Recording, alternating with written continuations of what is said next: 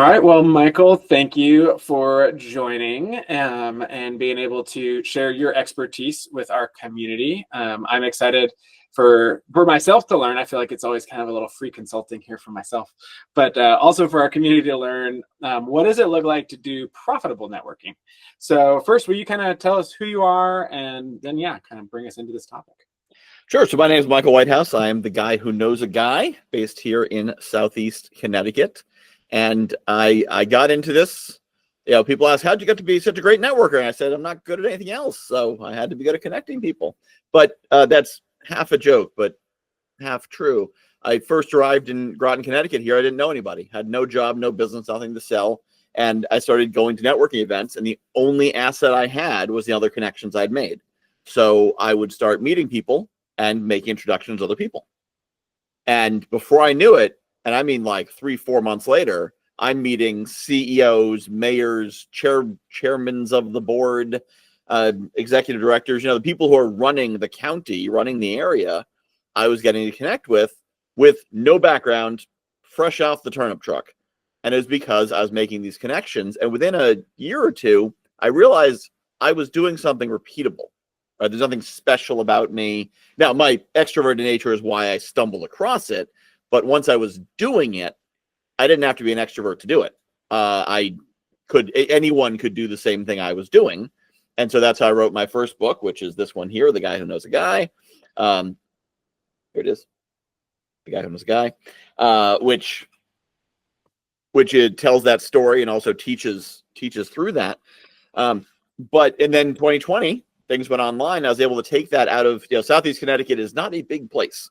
So I was able to take it to the world and meet a much larger network and a much higher caliber of networkers doing bigger and better things, and realize these same concepts that I'd perfected in New London County, Connecticut, work just as well on a larger scale. And again, very soon I was meeting, 7-8 figure business owners. I was meeting major players in the coaching space, and by doing the exact same things.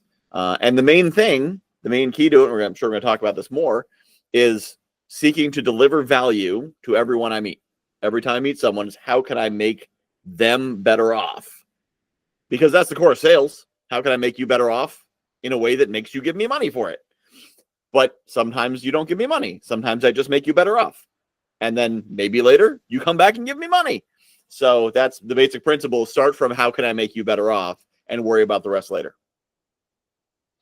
I love that. I love that generous posture there. Mm-hmm. I'm like, all right, I'm just going to show up consistently and give. And yeah, it seems like it's working out pretty well. So, and even, having gotten to know you a little bit here in recent months, I can totally imagine you showing up at a new place and meeting those people. And you're, like you said, your extroverted nature allowed you to discover this, but I love how you've taken a lot of these principles and distilled it down for those of us who maybe aren't as pumped about walking into a big room. And I think for those people, a lot of times, because you say, well, I don't want to give a pitch. I don't want to be taking from people. Most people are uncomfortable taking. And when you're taught to have an elevator pitch that talks about your selling points and your company and how great you are, you're like, I'm not, don't love that. So if instead it's your job is to go in and serve 3 or 5 or 10 people, well, okay, I guess I can do that.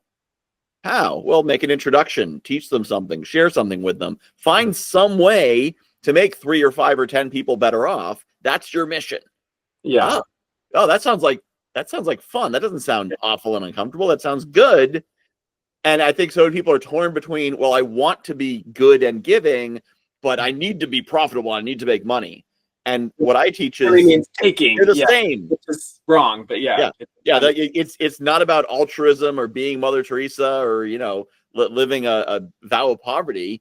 You will make more money if you help more people. Yeah, I like it. And first, let me share the 3 basic steps of profitable networking that I recommend for people. And the first is knowing your goal. So what are you trying to do? And this means know your goal, big picture. I want to end world hunger, or I want to, retire, or I want to have $1 million or $100 million exit or whatever. And then also bring that down to smaller pictures. So, okay, I want to have $100 million exit, but before that, I need to have a $10 million product. And before that, I need to have $1 million this. And before that, I need to have 100,000, seed round, and work that down to what that next goal is. And then what does that mean in this networking event? What does this mean in my networking activities? So if I want to, if my next step is $100,000 in funding, well, I need to find someone who can give me $100,000 of funding, which does not mean the orphan Oliver, will you please, sir, may I please have some funding? Please, sir, please buy my product. That's not what it means, but it means being aware that that is what you are looking for. So if you come across it, you can find it. The second step is know who can achieve that goal for you. So if you're looking for $100,000 in funding, you would like to find someone who could write a check for $100,000. Now, maybe you will not find that. Maybe you'll find 10 people who can write $10,000 checks. But if you're looking for people who can write $10,000 checks, you'll find people who can write $1,000 checks. So you look for the people who can just do it, who can be like, I like it, done. That's ideal. And also it's more compelling. So when you're telling someone, I'm looking to end world hunger, and for that, I need to find someone who can write a $10 million check. And there's probably 3 people in the world who can do that. And their names are, this, and this. But, that's ideally who I'm looking for. And if not them, then people like them. People's like, wow, oh, that's ambitious. Who do I know who might know Richard Branson? Or who do I know who might know Bill Gates? Versus, I'm looking for people to do $1,000 donations. I don't know. But that's the first step along the way to the third step, which is craft a compelling vision. So you want a $100 million exit. La-di-da, I don't care. That's your exit. It's not my exit. I'm not compelled by that. But I want to create a company which will lead to a $100 million exit because it will change the way people manage their time or manage their budgets or stay healthy or whatever amazing new thing you have. That's a compelling vision. Also, a compelling vision could be, I want to be able to, return the favor. My wife supported me for years as I built my business. I want to return the favor and let her quit her job. And somebody might say, oh, I don't even care what your business is. I love what you're doing. You're taking care of your wife. Yeah, let me see if I can help you.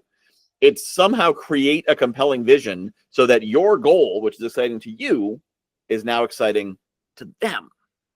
And when I teach this, there's 5 steps. The 4th step is have all your tools, which means know your introduction and have booking links and that kind of stuff.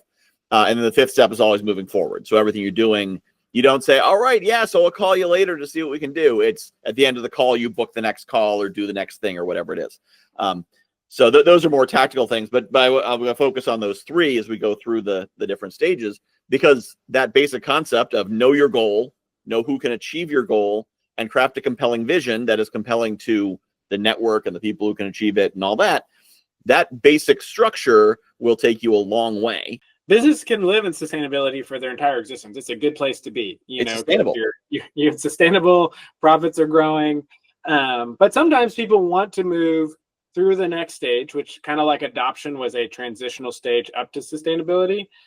Scalability is a transitional stage up to saturation. And they go, hey, saturation is, hey, we really want to dominate a particular market. So scalability is that journey to, okay, let's define, just like we defined what was that economic milestone that moves you into sustainability. What's that metric that we say, this is what market domination looks like?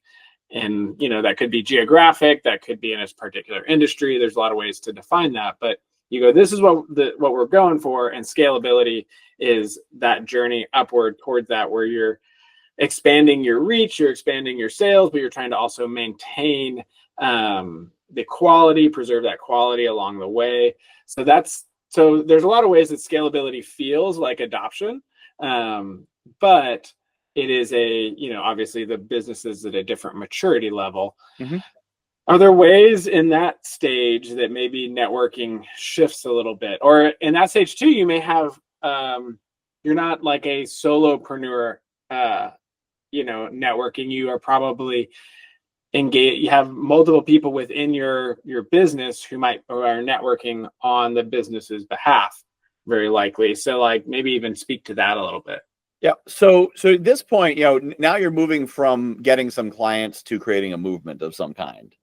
And a scalable business, a market saturated business, isn't just doing something for some people. It is changing the way a thing is done, because that's why you'd saturate the market, because you changed how it works.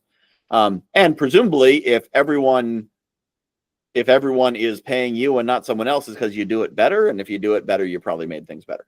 So if we look at, Uber, for example, they changed the way people get around. They didn't just give some rides. They literally changed the way people make a living and changed the way people get from place to place and made it better. And I use this example because I was an Uber driver for quite a while, and one of the running jokes with every single passenger I've ever had, and talked about this, we don't talk about every passenger, but everyone I've talked about it with, is how terrible cabs are and how much better Uber is. I've yet to have anyone who says, "Oh, I miss the old days when I could just take a cab." Not one time has someone says, "I miss cabs. Uber ruined that." Right? Uber disrupted a market that was ripe for disruption because it was crap, and they made something much better. So your vision, your compelling vision, is making some part of the world better that way. So it can't just be, well, I want to take their market share and make it my market share because I want to put that money in my pocket and not their pocket, because that doesn't make anything better. That's not compelling. And usually that makes things worse. The times when a competitor does win, not because they're better in some way, it's usually because they have, better marketing or just more money. And that usually makes things worse for people. So you should have a compelling vision that makes the world a better place somehow. And a lot of the big companies, the big disruptors, they made the world better somehow. Amazon changed the way we get stuff. First changed the way we get books, and it democratized publishing. I have 3 books out because Amazon exists. They put a lot of bookstores out of business. They also put my books on the shelves that Borders would not have put my books on the shelves.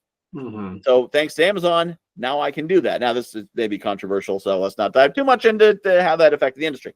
But their vision was, let's make it easier for people to buy stuff. Let's make it easier for authors to publish books, and let's make a lot of money doing it. And they did. And so for people trying to sell certain kinds of products, Amazon has been a very positive game changer. eBay, let's make it easier for people to sell their extra stuff to people who want to buy their extra stuff. Mm-hmm. And when eBay was in their heyday, I think they've kind of gotten away from being that effective. But in their heyday, they were great at solving a problem that exists in the world. So if you're scaling, you have some problem that you are effectively solving. You're proving it because you're sustainable already. Many people are already paying you to solve the problem that way instead of paying someone else or instead of not doing it. So the compelling vision is, we want to change how this works in a very positive way. Mm-hmm. And then what's the goal? How are you going to do that? And who can achieve that goal for you? Whether it is influencers or strategic partners at that point, you move away from maybe affiliate partners to more strategic partners.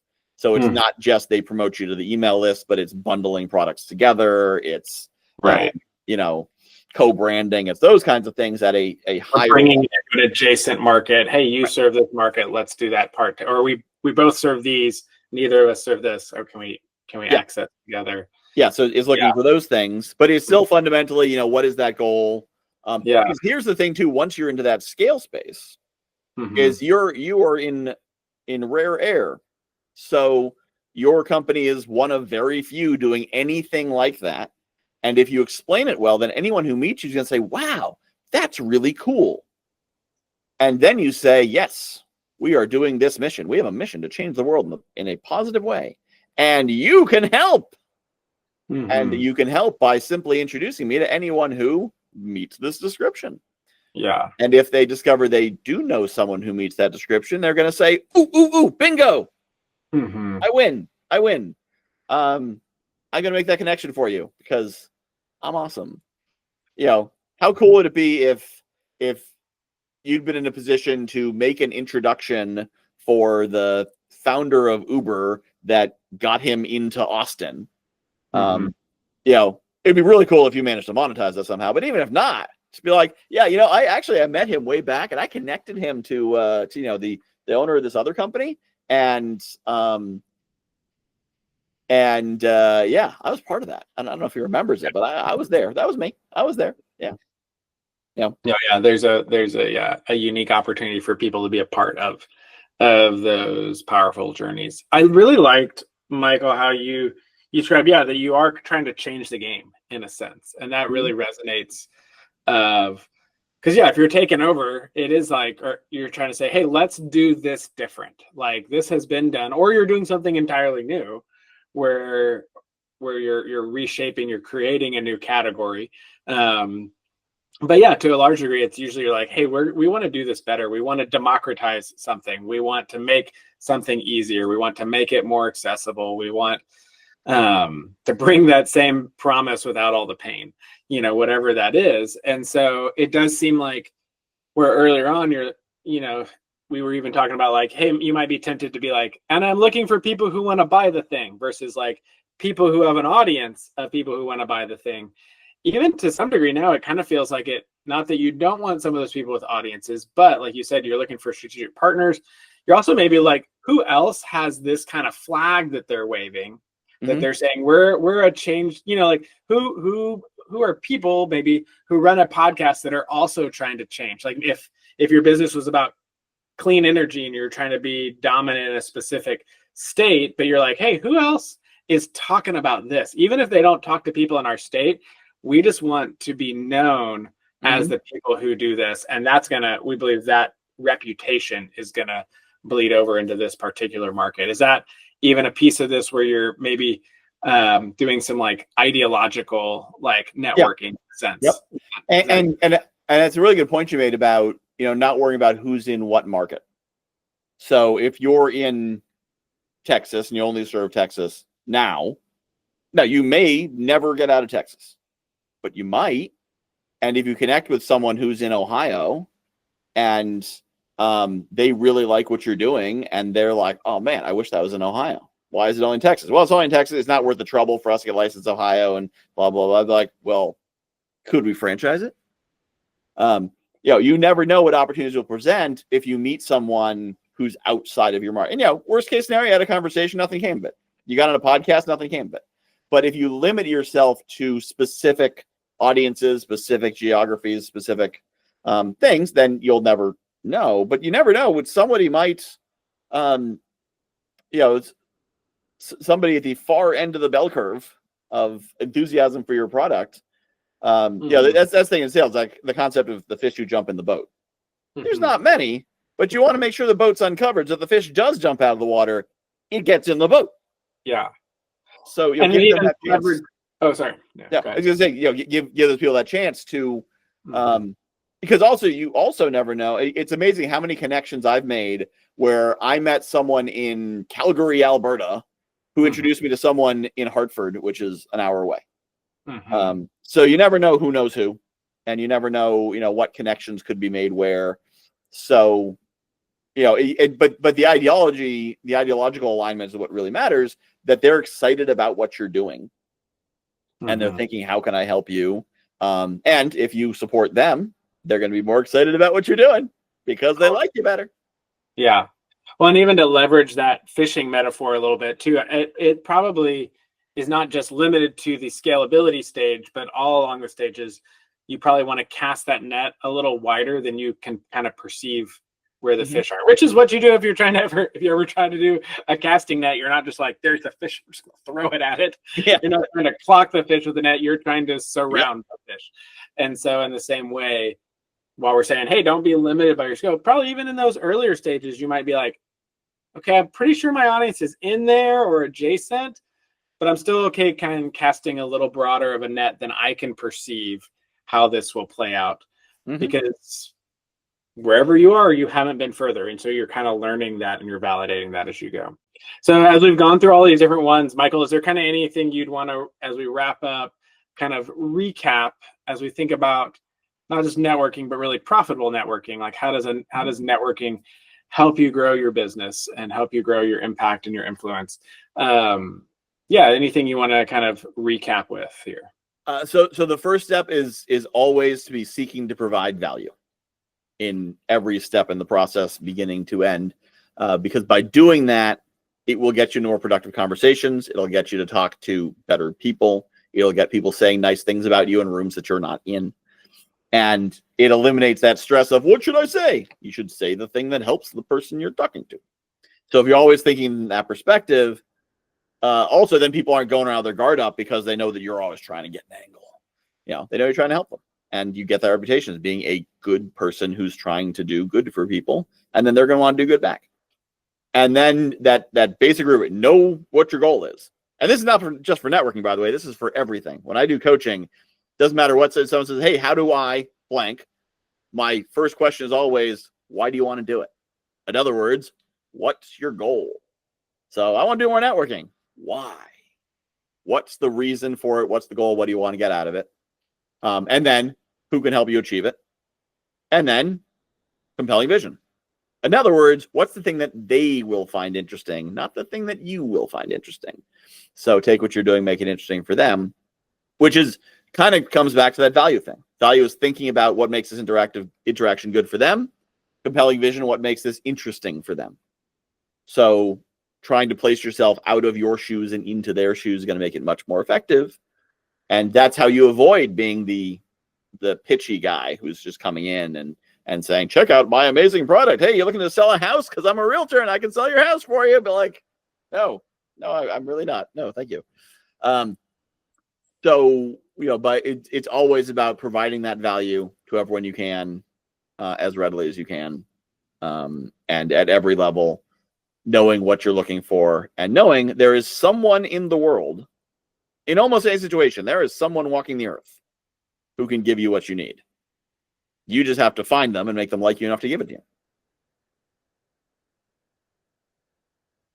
No, I like it. No, that's really good. And yeah, so I appreciate you walking through this. It's your enthusiasm and your experience really do shine through, as well as your extroversion. But I appreciate how you've called out, and I've heard you talk about this before, how you don't have to be an extrovert to be a really effective networker. And so if you're watching this and you're like, networking terrifies me, that's not my jam, going to talk to new people, would definitely encourage you to connect with Michael. He does a great job of helping people think through like what that looks like.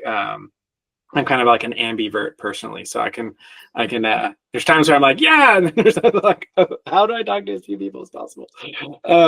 So yes, I would definitely encourage anyone to connect with you, and that's where it's great because you're here in the community with us, and look forward to you running some workshops and some other different opportunities for people to really leverage their networking skills, because it is such a important part of growing our business. So thanks so much. Looking forward to it.